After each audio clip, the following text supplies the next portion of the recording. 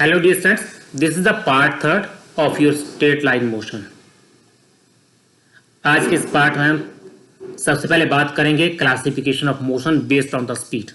हालांकि काफ़ी डिटेल में हमने प्रीवियस पार्ट में पार्ट नंबर सेकेंड में हम डिस्कस कर चुके हैं क्लासिफिकेशन ऑफ मोशन, और उस चैप्टर में हमने different types of classification of motion study की थी।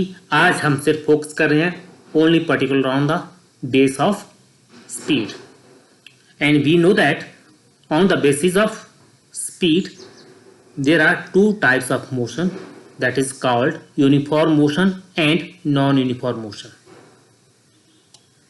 Okay, what we understand by uniform motion: if a body cover equal distance in equal interval of time, its motion is said to be uniform.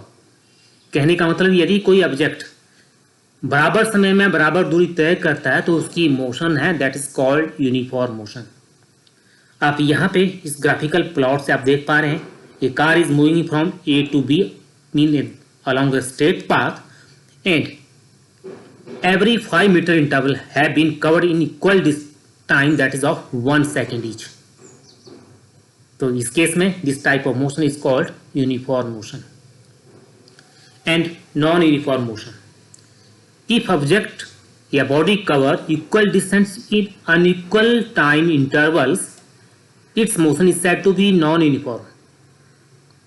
कहने का मतलब equal distance यदि unequal time में cover किया जाता है तो उसकी मोशन क्या होगी? Non uniform motion. अब जो आपके पास यहाँ पे जियोग्राफिकल रिप्रेजेंटेशन है, clearly indicate that a car is moving from O to D and there is an equal interval of 5 metre each, और हर इंटरवल को डिफरेंट टाइम में कवर किया. जैसे first 5 metre in 1 second, next 5 metre in 3 second, next 4 second and next in 8 second. तो it means this type of motion is called non uniform motion. Non uniform motion को आप कुछ इस ढंग से भी एक्सप्लेन कर सकते हैं. If a body cover unequal distance in an equal interval of time, its motion is said to be non-uniform. आप इस स्टेटमेंट को इस ढंग से भी डिफाइन कर सकते हैं. तो आज का जो मेन कंटेंट रहेगा वो ग्राफिकल रिप्रेजेंटेशन पे रहेगा. और point to be noted that जो यहाँ पे जो बात हो रही है इस कंटेंट में या इस लेक्चर में, that is regarding the uniform motion. Or here we are going to draw the plot between two variable quantity, that is the position and time. Position versus time के बीच हमने ग्राफ प्लॉट करना है. जो generally here I am going to discuss two types of graph या at two different positions को लेकर. जो first graph I will draw when object is at rest. सबसे पहले टाइम और पोजीशन के बीच में ग्राफ प्लॉट करूंगा, पर कंडीशन क्या है? Object is at rest. सुनने में बहुत जैसा अजीब जैसा लग रहा है कि हम ऑब्जेक्ट की पोजीशन और टाइम के साथ कैसे ग्राफ प्लॉट कर सकते हैं if object is at rest. आप देख पा रहे हैं यहाँ पे पिक्टोरियल डायग्राम पे जो कार है that is position eight point A which is at rest, और जितने भी डिस्टेंसेस लिए जाते हैं मींस जीरो से मींस ओरिजिन से ए का जो डिस्टेंस है दैट इज ऑफ 20 मीटर. जितने भी पोजीशंस को हम डिफाइन करते हैं in respect of origin. This is very very important point to be noted that जो ऑब्जेक्ट की जो पोजीशन हम डिफाइन करते हैं किसके रिस्पेक्ट से, कहाँ से डिफाइन करते हैं? Taking origin as a reference point. तो चलिए सबसे पहले बात करते हैं ग्राफिकल प्लॉट की. Position versus time. सबसे महत्वपूर्ण है कि एक्सिस में कौन सा वेरिएबल क्वांटिटी होनी चाहिए और वाई एक्सिस में कौन सी होनी चाहिए. Most important. तो हमेशा डियर स्टूडेंट्स इस बात को आप नोट कर लीजिए, जो डिपेंडेंट क्वांटिटी होती है वाई एक्सिस में आती है, जो इंडिपेंडेंट होती है हमेशा एक्स एक्सिस में आती है। तो position depends upon the time, ना कि टाइम पोजीशन के ऊपर डिपेंड करता है। पोजीशन डिपेंड करती है टाइम के ऊपर। जैसे जैसे टाइम वेरी करेगा पोजीशन में पोजीशन चेंज होगा, या there is variation the position. अब चलिए ग्राफ को प्लॉट करने की कोशिश करते हैं।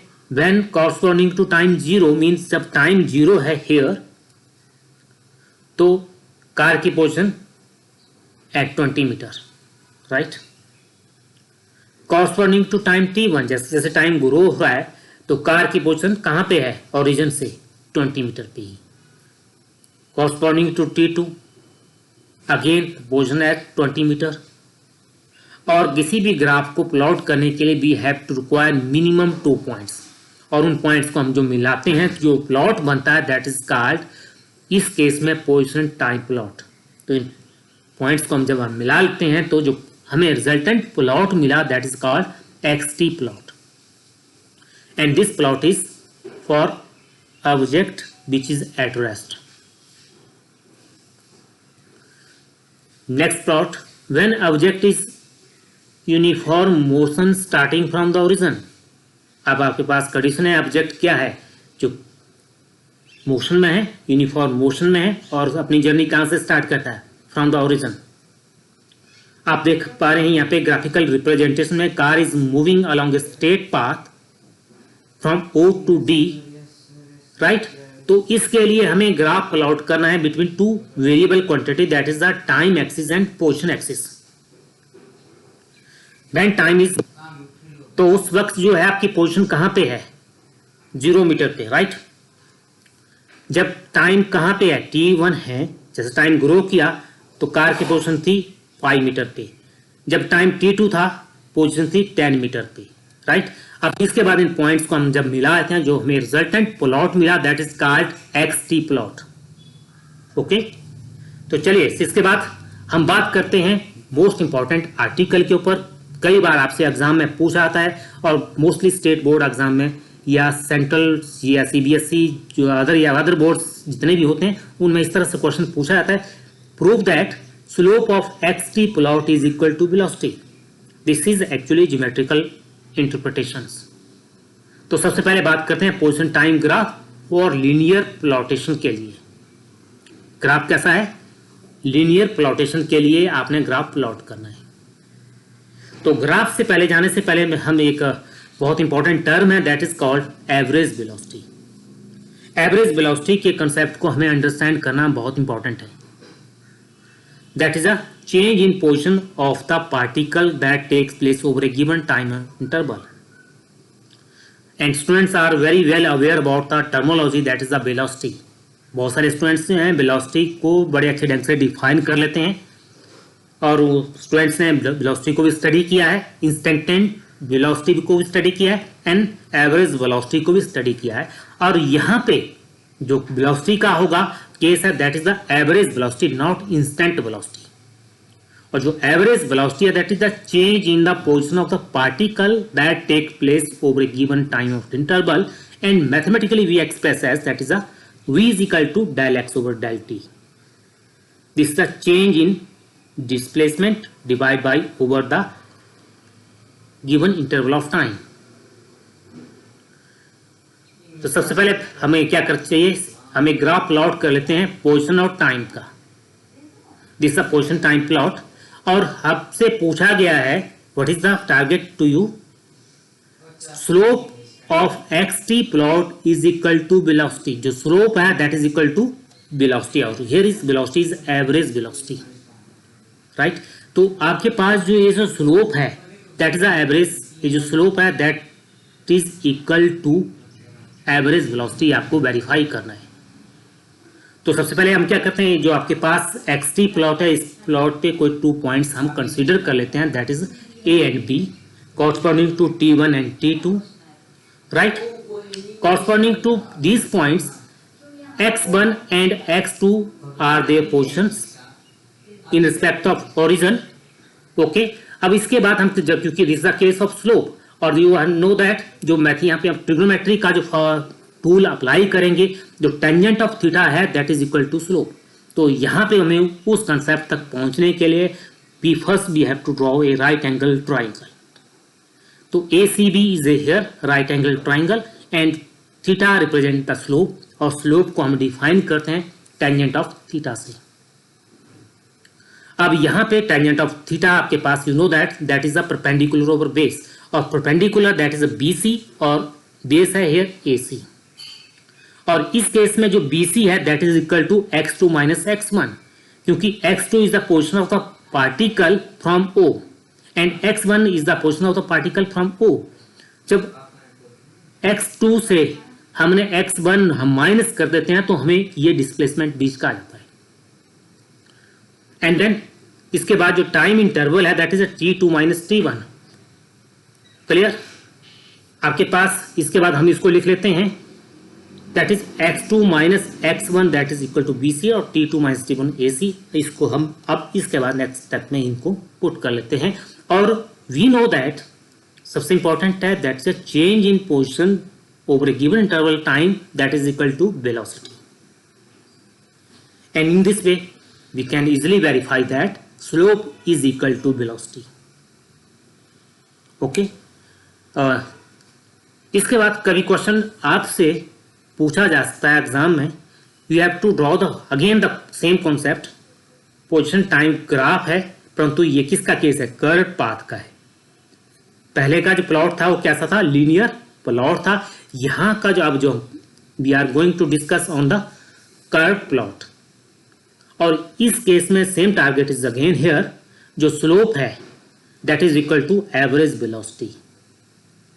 अगर इस तरह क्वेश्चन एग्जाम में आ जाता है तो students most of the time confuse रह जाते हैं कि जो पहले जो लीनियर प्लॉट था उसको वहां से हमने जो स्लोप था बड़े इजीली कैलकुलेट कर सकते थे, but this is the case of curve path. तो what is the problem? Actually हमें कंसेप्ट को अंडरस्टैंड करना है, और जो कंसेप्ट है that is the average velocity, और जो वेलोसिटी है that is the vector quantity, और हमें ये बोलना नहीं चाहिए that is the vector drawn from the initial end to final position. और इनिशियल और फाइनल पोजीशन का जो स्लोप है that is the average velocity. Actually this is the basic concept. तो चलिए सबसे पहले ग्राफ प्लॉट करते हैं हम। एक्स टी प्लॉट है आपके पास, और जो आप देख पा रहे हैं जहां पे मेरा कर्सर है दैट्स अ कर्व पाथ, और this is the XT plot. और इस XT प्लॉट पे मैंने 2 पॉइंट्स कंसीडर कर लिए, दैट्स AB और A से B तक का जो वेक्टर ड्रॉन है, जो इसका जो स्लोप होगा that is equal to average velocity. Again the same case, जैसा हमने प्रीवियस केस डिस्कस किया, एक फिर उसी तरह का similar case is there. Okay, तो सेम कंसेप्ट, सेम आर्टिकल जो हमने प्रीवियस आर्टिकल रिपीट किया, वही अभी अटेम्प्ट किया, उसी का ही एक रेपिटेशन है। तो dear students, don't be confuse, concept को समझिए, क्योंकि कॉन्सेप्ट है एवरेज वेलोसिटी का, और वेलोसिटी है that is a vector quantity. और जो वेक्टर क्या है? Vector arrow drawn from the initial to final position.